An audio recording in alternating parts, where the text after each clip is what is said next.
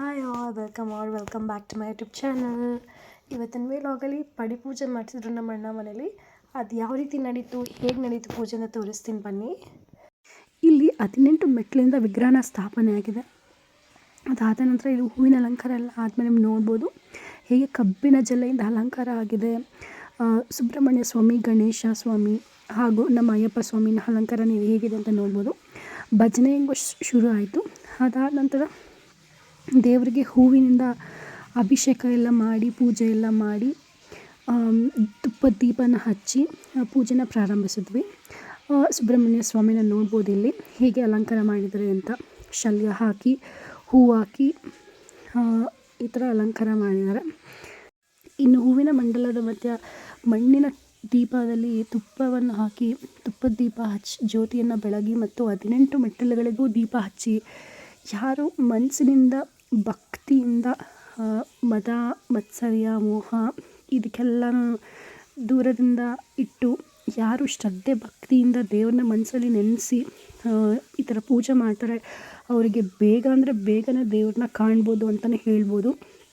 ಅಂದರೆ 18 ಮೆಟ್ಟಿಲುಗಳಿಂದ ಪಡಿಪೂಜೆನ ಈ ಥರ ಸಲ್ಲಿಸಿದ್ರೆ ದೇವರಿಗೆ ಬೇಗ ಅಂದರೆ ಬೇಗ ದೇವ್ರನ್ನ ಕಾಣ್ಬೋದು ಅಂತ ಒಂದು. ಇನ್ನು ಮಹಾಸಾಗರದ ಮಂಥನ ಅಂದರೆ ಸಮುದ್ರ ಮಂಥನ ಆದಮೇಲೆ ವಿಷ್ಣು ಈ ಮೋಹಿನಿ ರೂಪವಾಗಿ ಬರ್ತಾರೆ, ಹೆಣ್ಣಿನ ಸ್ತ್ರೀ ವೇಷದಲ್ಲಿ ಬರ್ತಾರೆ. ಎಷ್ಟು ಸುಂದರವಾಗಿ ಕಾಣ್ತಿದ್ರು ಅಂತಂದರೆ ಆ ಸಮುದ್ರದ ಅಮರತ್ವವನ್ನು ದೇವತೆಗಳಿಗೆ ಅನಿಸ್ತಿದ್ರಂತೆ ಮತ್ತು ದುರ್ಬಲಗೊಂಡಿರುವಂಥ ರಾಕ್ಷಸರಿಗೆ ಆ ಅಮರತ್ವವನ್ನು ಕಸಿದುಕೊಳ್ತಿದ್ರಂತೆ.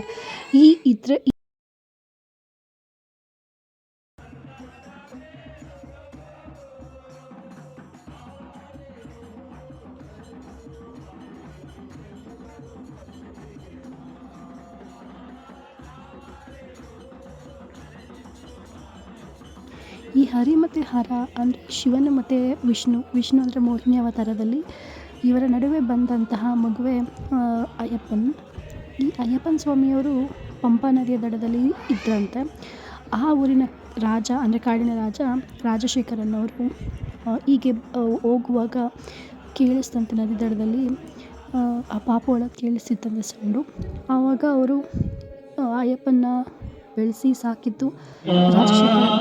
ಶರಣಮಯ್ಯಪ್ಪ ಸ್ವಾಮಿ ಶರಣಮಯ್ಯಪ್ಪ, ಶರಣಮಯ್ಯಪ್ಪ ಸ್ವಾಮಿ ಶರಣಮಯ್ಯಪ್ಪ, ಶರಣಮಯ್ಯಪ್ಪ ಸ್ವಾಮಿ ಶರಣಮಯ್ಯಪ್ಪ.